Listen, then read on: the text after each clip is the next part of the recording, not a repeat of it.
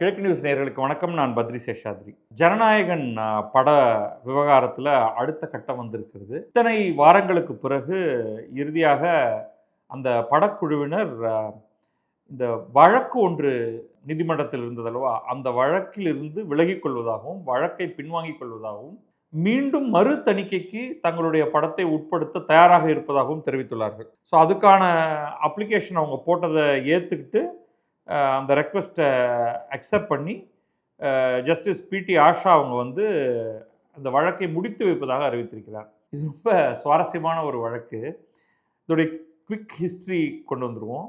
ஜனநாயகன் விஜயோடைய கடைசி படம் என்று கருதப்படுவது, அப்படி தான் அவர் சொல்லிகிட்டு இருக்காரு. படம் எடுக்கப்பட்டது, படத்தை வந்து பொங்கல் சமயத்தில் ரிலீஸ் பண்ணணும் அப்படிங்கிறதுக்காக டிசம்பர் இறுதியில் அதை வந்து தணிக்கைக்காக அனுப்பிச்சி வச்சுருந்தாங்க.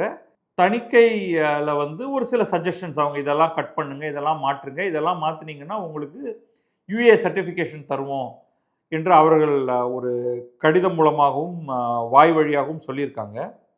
இவங்க அதே மாதிரி அவங்க கேட்ட கட்ஸ் எல்லாத்தையும் இவங்க பண்ணி எடுத்து கொண்டு போய் கொடுத்துட்டு யுஏ சர்டிஃபிகேஷனுக்காக வெயிட் பண்ணிட்டு இருந்தாங்க. ஆனால் வரல. அப்போ ஜனவரி மாதம் ஆயிடுச்சு. ஜனவரி மாதத்தில் அவங்க வந்து அழைத்து ஒரு புகார் வந்திருக்கு, இந்த படத்தை வந்து மறுதணிக்கைக்கு அனுப்பணும் என்று. உடனே இவங்க வந்து எப்படிங்க புகார் வரும், நாங்கள் இந்த படமே யாரும் பார்க்கலேன்னு. இல்லை, அது வந்து இந்த சென்சார் போர்டு உறுப்பினர்களே ஒருவர் தான் சேர்மனுக்கு வந்து ஒரு கடிதம் எழுதியிருக்காரு, அதன்படி இதை வந்து மறுதணிக்கைக்கு உட்படுத்த வேண்டும் அப்படிங்கிறது தான் இப்பொழுதைக்கு மும்பையிலிருந்து எங்களுக்கு கிடைத்திருக்கக்கூடிய தகவல். யுஏ சர்டிஃபிகேஷன் கொடுக்க போகிறதில்ல அப்படின்னு.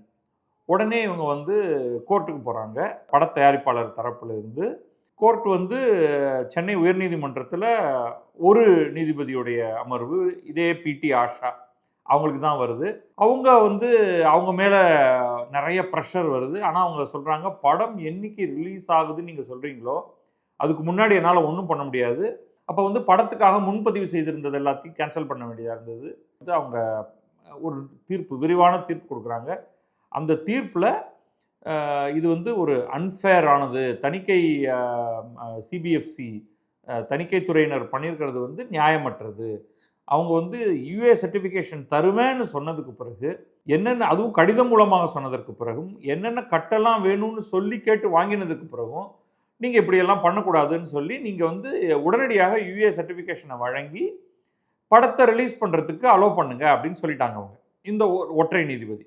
இதிலிருந்து உடனே வந்து தணிக்கைத்துறை உடனடியாக முதல் அமர்வுன்னு சொல்லுவோம், சென்னை உயர்நீதிமன்றத்துடைய தலைமை நீதிபதி இருக்கக்கூடிய அவரும் இன்னொரு நீதிபதியும் இருக்கக்கூடிய அருள்முருகன் நினைக்கிறேன், அந்த அமர்வுக்கு போய் இதற்கு உடனடியாக தடை கேட்குறாங்க.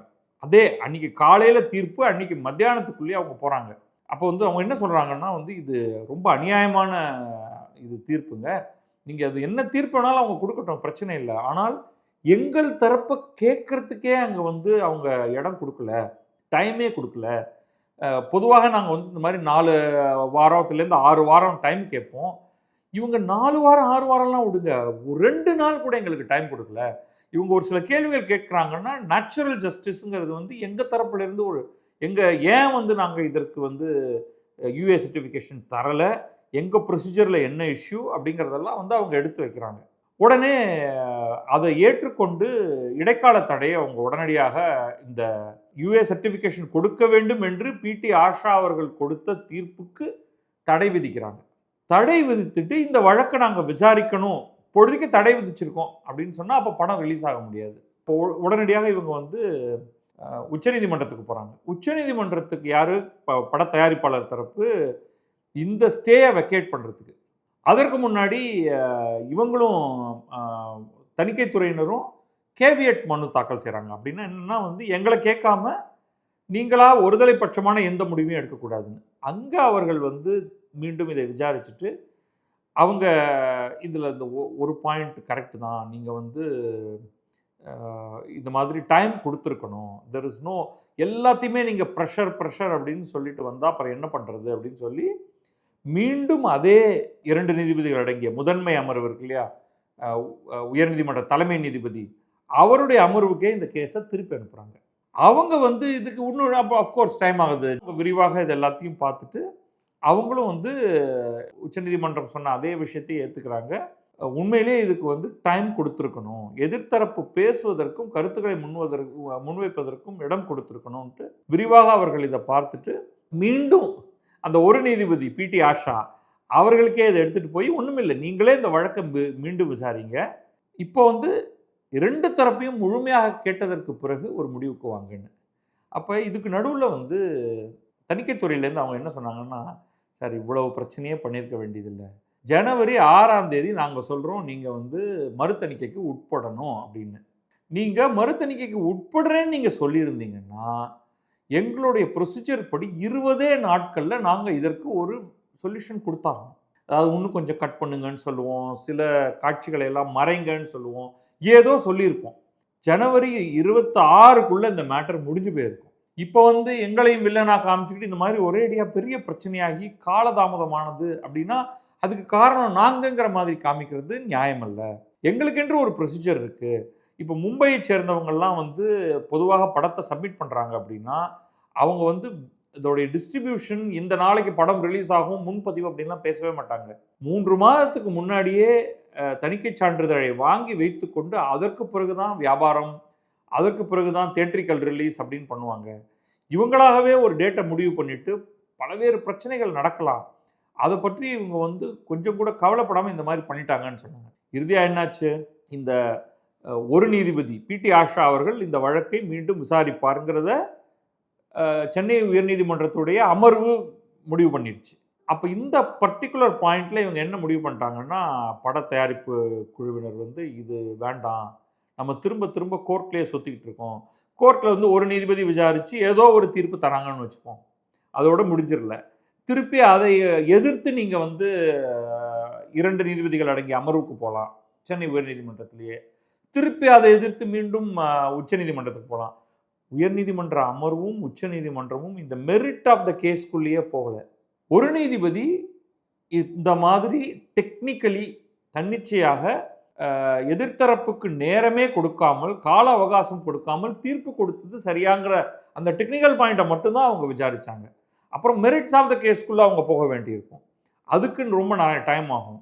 அதுக்கு நடுவில் வந்து தேர்தல் வந்துட்டு போயிட்டு இங்கே வந்து இதோடைய ஒரு வேல்யூ அப்படிங்கிறத வந்து விடுபட்டு போயிடும். இந்த படத்தோடைய இவ்வளவு 200 கோடி 400 கோடி ஏதோ ஒன்று படத்தை செலவு பண்ணி அவங்க படம் எடுத்திருக்காங்க இல்லையா, அந்த மதிப்பு போயிடும் அப்படின்ட்டு அவங்க இறுதியாக அவங்க வந்து இந்த முடிவுக்கு வந்திருக்காங்க.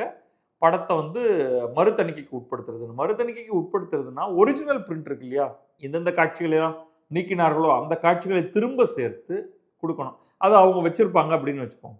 அப்போ இன்றைக்கு இந்த முடிவுக்கு இவங்க வராங்கன்னா, இன்னைக்கு வந்து 10ஆம் தேதி, பிப்ரவரி 10ஆம் தேதி அப்படின்னா மார்ச் 2ஆம் தேதிக்குள்ளே இந்த படத்தின் மீது என்ன பண்ணணும் தணிக்கையெல்லாம் முடிச்சு அவங்க வந்து கொடுத்தாங்க. அப்போ ப்ராப்பராக இந்த ப்ராசஸ் நடந்து, அதாவது அதுதான் அதிகபட்ச காலம், அதுக்கு முன்னாடியே கூட அவங்க முடிக்கலாம்.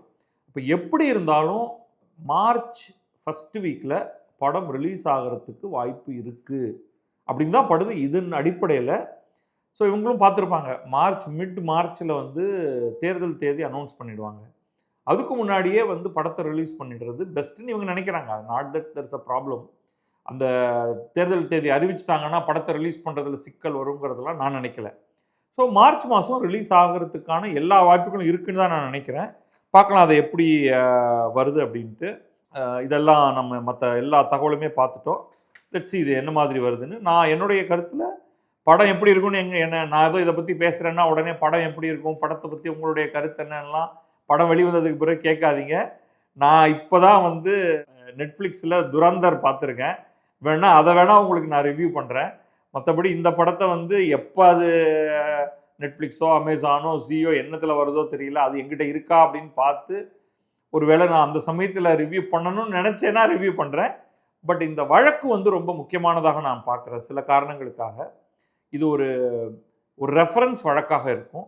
இன்னொரு படம் வேற வந்து மிக சமீபத்தில் வந்து அதுக்கு நாங்கள் சான்றிதழ் தரமாட்டோம் என்று சிபிஎஃப்சி சொல்லி, அது ஏதோ லட்சுமி லாரன்ஸ் ஏதோ அந்த மாதிரி பார்த்தேன் எனக்கு. பட் அது வந்து இது சமூகத்தில் பிரச்சனையை ஏற்படுத்தும் என்ற காரணத்தினால் இந்த படத்துக்கு நாங்கள் சான்றிதழ் தரமாட்டோம் அப்படின்னு சொல்லியிருக்காங்க. அந்த வழக்கு நடக்கும், அந்த வழக்கை பற்றியும் நம்ம பேசுவோம். ஏன்னா இந்த மாதிரியான வழக்குகள் வந்து ரொம்ப முக்கியமானவை. அதனால வந்து அந்த விதத்தில் தான் நான் இந்த வழக்கை பார்க்குறேன். விஜய்க்கு என்ன திட்டம் அப்படிங்கிறது எல்லாமே வந்து இதை வைத்து தான் நம்ம பார்க்கணும். பார்க்கலாம் எப்படின்ட்டு. நன்றி, வணக்கம். நான் பத்ரி சேஷாத்ரி. இது கிழக்கு நியூஸ்.